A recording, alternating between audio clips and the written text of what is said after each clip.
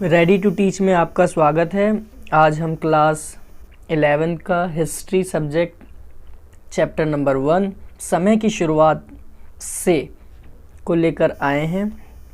इसमें हम मानव के क्रमिक विकास के बारे में पढ़ेंगे और किस तरीके से मानव ने अपना विकास किया, विकास के साथ साथ अपने रहने के तरीक़ों में बदलाव किया और किस तरीके से उनके तरीक़ों में बदलाव देखने को मिला। आइए सबसे पहले हम इसमें पढ़ते हैं जीवाश्म, जिसे हम फॉसिल्स कहते हैं। ये क्या है? जीवाश्म लाखों वर्षों सालों पहले दबे हुए कुछ इंसान, जानवर जो कि पृथ्वी के नीचे दब गए थे लाखों साल पहले, और दबने के बाद वो एक तरीके से चट्टानों में समा गए, चट्टानों के नीचे दबे रह गए जो आज तक हैं, और वही सड़ गल कर फॉसिल्स बन जाते हैं, जीवाश्म के रूप में हमें काम आते हैं। ठीक है, आइए आगे बढ़ते हैं। और इसमें हम मानव किस तरीके से अपना विकास कर रहा है, वो अपने भोजन को कैसे प्राप्त करता था और किस तरीके से वो शिकार करता था, ये सारी चीज़ें हम इस चैप्टर में पढ़ने वाले हैं। आइए आगे बढ़ते हैं। इसमें एक ये है प्रजाति या स्पीसीज क्या होता है, इसके बारे में पढ़ते हैं। जीवों का एक समूह ऐसा समूह होता है जिसके नर और मादा मिलकर बच्चे पैदा कर सकते हैं, वो प्रजाति होती है। देखिए, मेल और फीमेल मिलके एक प्रजाति का निर्माण करते हैं, ठीक है, और उनके बच्चे भी आगे प्रजनन करने यानी संतान उत्पन्न करने में समर्थन होते हैं, और एक प्रजाति विशेष के सदस्य दूसरी प्रजाति के सदस्यों से संभोग करके बच्चे पैदा नहीं कर सकते। इसमें यही बताया गया है कि मेल और फीमेल मिलके अपनी फैमिली को आगे बढ़ाते हैं और उनके बच्चे अपनी फैमिली को आगे बढ़ाते हैं, बस इसके बारे में बताया गया है। और इसमें कुछ बताया गया मानव विकास के बारे में, उसे पढ़ लेते हैं थोड़ा सा। मानव विकास क्रमिक रूप से हुआ है। इस बात के साक्ष्य हमें मानव की उन प्रजातियों के जीवाश्म से मिलता है जो अब लुप्त हो चुकी हैं, लुप्त माने समाप्त हो चुकी हैं, खत्म हो चुकी है, और उनकी कुछ विशेषताएं ये शारीरिक लक्षणों के आधार पर हम मानव के विभिन्न प्रजातियों में बांटा गया है, और जिन्हें हम जीवाश्म की तिथि का निर्धारण भी प्रत्यक्ष रासायनिक विश्लेषण द्वारा अथवा उन परतों पर तलछटों के काल का परोक्ष रूप से निर्धारण करके किया जाता है। आइए अब हम आगे बढ़ते हैं। ये जीवाश्म प्राप्त करने का एक कठिन प्रक्रिया है, पता करना कि किस जगह जीवाश्म है। ठीक है, वो ये तरीके हैं, चित्र देखिए, ये इस तरीके से पहचानते हैं, करते हैं। ये एक खोपड़ी है, ठीक है, ये निएंडरथल मानव की खोपड़ी है। जो कुछ लोगों ने इस खोपड़ी की पुरातनता को स्वीकार नहीं किया और यह बताया है कि ये खोपड़ी तो किसी मूर्ख या जड़ बुद्धि प्राणी की है, यानी ये किसी मूर्ख की बुद्धि है। अब इसमें जो फर्स्ट हेडिंग है वो है मानव के क्रमिक विकास की कहानी, आधुनिक मानव के पूर्वज। जो आज के मानव हैं उनके पूर्वज, यानी पूर्वज का मतलब पुराने ज़माने में हमारे जो पूर्वज, हमारे पापा के पापा के पापा, मतलब एक बहुत लंबा रिश्ता अगर निकालें तो वो लोग कैसे थे, उनमें क्या चेंजेस थी। तो ये 4 खोपड़ियाँ दिखाई गई हैं। इन खोपड़ियों में समय के साथ साथ बदलाव दिखाया गया है। देखिए, थोड़ा थोड़ा सब में बदलाव है अगर ढंग से आप देखेंगे तो, और लास्ट में ये कुछ इस प्रकार से चेंजेस आ जाते हैं। ठीक है, ये चारों चित्र हैं, एक दूसरे से मतलब अलग अलग हैं। लिखा है खोपड़ी का एक वानर की है, खोपड़ी खा एस्ट्रोप्लिथिक्स नामक प्रजाति की है, और खोपड़ी घा होमोसेपियंस की है, और आज के मानव इस प्रजाति के हैं। घा वाला जो लास्ट वाला है ये आज के मानव की। ठीक है, तो इन चारों तरीके के मानव की खोपड़ियों को दर्शाया गया है। ठीक है, और मानव विकास का क्रम 360 से 240 लाख वर्ष पहले तक खोजा जा सकता था। देखिए, ये रही लाइन, ये जो मैंने पढ़ी है। ठीक है जी, इसमें प्रामाइन प्राइमेट एक है, स्तनपायी प्राणियों में आते हैं, ठीक है, नामक श्रेणी का उद्भव हुआ था। ठीक, ये 240 लाख साल पहले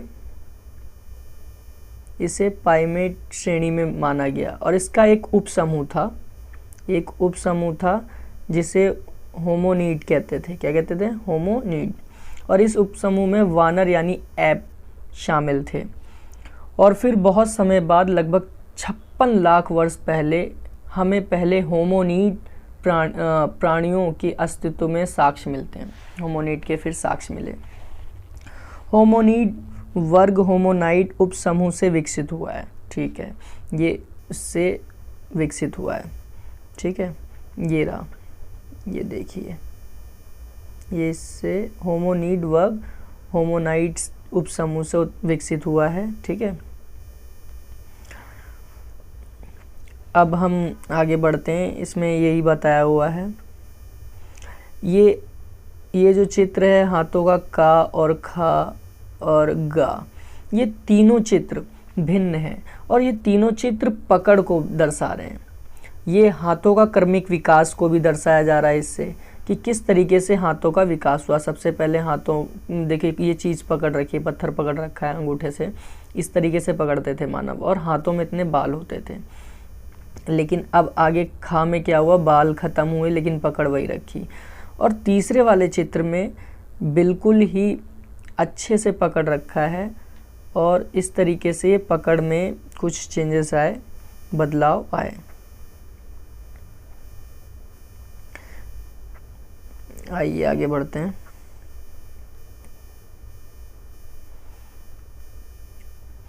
इसमें ये जो जितना भी ये ऊपर मैं कर रहा हूँ, इसमें सब वही होमोनीड होमोनाइड्स के बारे में बताया गया, उन समूह के बारे में बताया गया है। ये शब्द कहाँ से लिया, कहाँ से आए, उन्हीं के बारे में ही पूरी की पूरी ये जानकारी दी गई है कि किस तरीके से ये मानव विकास, क्रमिक विकास, मानव का क्रमिक विकास हुआ, ये सारी चीज़ें हुई। और आदिकालीन में मानव किस तरीके से चीज़ों को, देखिए एक ये जो चित्र आया, सकारात्मक पुष्टि और व्यवस्था, औजार बनाना, देखिए ये देखिए औजार बनाना, औजार जानते हैं, टूल्स को किस तरीके से बनाते थे, उनका विवरण किया गया इन डब्बों के माध्यम से। ठीक है, का विवरण किया हुआ इन डब्बों के माध्यम से। ठीक है, अभी हम नीचे पढ़ेंगे इसके बारे में। होमो लैटिन भाषा का एक शब्द है जिसका अर्थ होता है आदमी। देखिए ये भी बहुत इम्पोर्टेंट है, 1 नंबर में पूछा जा सकता है। होमो लैटिन भाषा का एक शब्द है जिसका अर्थ होता है आदमी। ठीक है, आइए बच्चों आगे बढ़ते हैं। ये विभ्रंश घाटी है अफ्रीका की।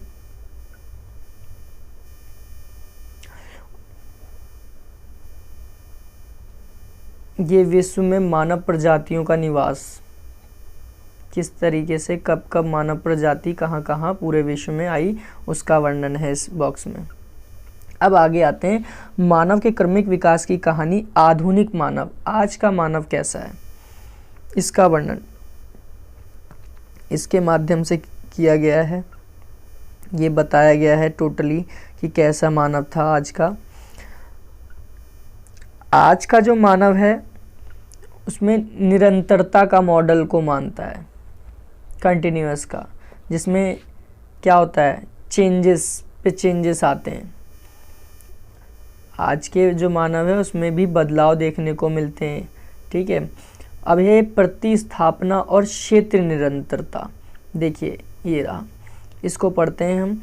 प्रतिस्थापना मॉडल में ये कल्पना की गई है कि मानव के सभी पुराने रूप, चाहे वो कहीं भी थे, बदल गए हैं। उनका स्थान पूरी तरह आधुनिक मानव ने ले लिया है, यानी आधुनिक आज का मानव ने ले लिया है। इस विचार का समर्थन इसी साक्ष्य से होता है कि वो आधुनिक मानव में सर्वथा शारीरिक और जाननिक यानी उत्पत्ति मूलक समरूपताएं पाई जाती हैं। ऐसे लोग ये तर्क देते हैं कि इनमें अत्यधिक समानता इसीलिए पाई जाती है कि उनके पूर्वज एक ही क्षेत्र यानी अफ्रीका में ही उत्पन्न हुए थे, यानी एक ही जगह के थे।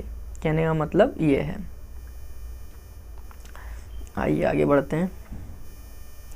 ये देखिए प्रतिस्थापना का मॉडल ये है और क्षेत्रीय निरंतरता का मॉडल ये है। क्षेत्रीय निरंतरता में यूरोप, अफ्रीका, एशिया आता है और वहीं प्रतिस्थापना के मॉडल में भी यूरोप, अफ्रीका और एशिया आता है, लेकिन दोनों की जो संरचना है वो अलग अलग दिखाई गई है। ठीक है।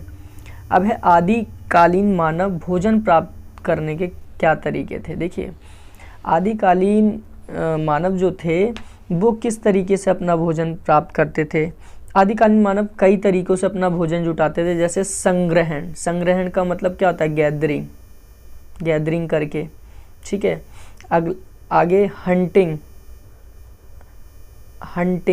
का मतलब क्या होता है? शिकार करके। ठीक है। अपमार्जन और मछली पकड़ना। संग्रहण की क्रियाओं में पेड़ पौधों से मिलने वाले खाद्य पदार्थ जैसे बीज, गुठलियाँ, बेर, फल, कंदमूल इकट्ठा करना ये शामिल हैं। संग्रहण के बारे में तो केवल अनुमान ही लगाया जा सकता है, मतलब हम इस तरीके से अपने भोजन को प्राप्त करते थे। इसमें अपमार्जन क्या होता है? देखो, अपमार्जन को बताया। अपमार्जन से तात्पर्य त्यागी हुई वस्तु की सफाई करने से है, यानी जो छोड़ दिया है उसकी साफ सफाई से है।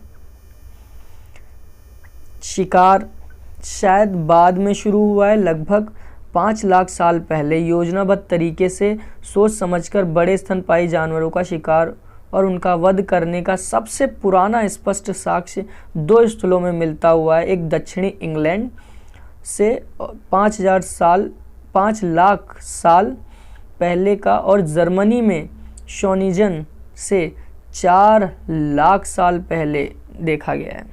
मछली पकड़ना भी भोजन प्राप्त करने का एक महत्वपूर्ण तरीका था। उस समय वो हंटर गैदरिंग भी करते थे, मछलियाँ पकड़ते थे, शिकार किया करते थे। ठीक है। तो ये सारे कार्यों को वो करते थे और एक योजनाबद्ध तरीकों से किया जाता था, यानी एक तरीका था उनको हंटिंग करने का। ठीक है। अगला, प्रारंभिक मानव और पेड़ों से गुफा तक खुले स्थलों पर आवास करना। देखिए, पहले क्या था? मानव सिर्फ जंगल में ही निवास करता था। ठीक है। जंगल में रहता था और वो खुले में जीवन व्यतीत करता था। खुले में मतलब एक तरीके से घूमता रहता था और उसका रहने के लिए घर नहीं था। लेकिन धीरे धीरे मानव ने क्या किया? अपने में कुछ बदलाव किए और रहने के तरीकों को भी बदला और उसने क्या किया? अब गुफाओं में उसने रहना शुरू कर दिया। किसमें? गुफाओं में रहना शुरू कर दिया।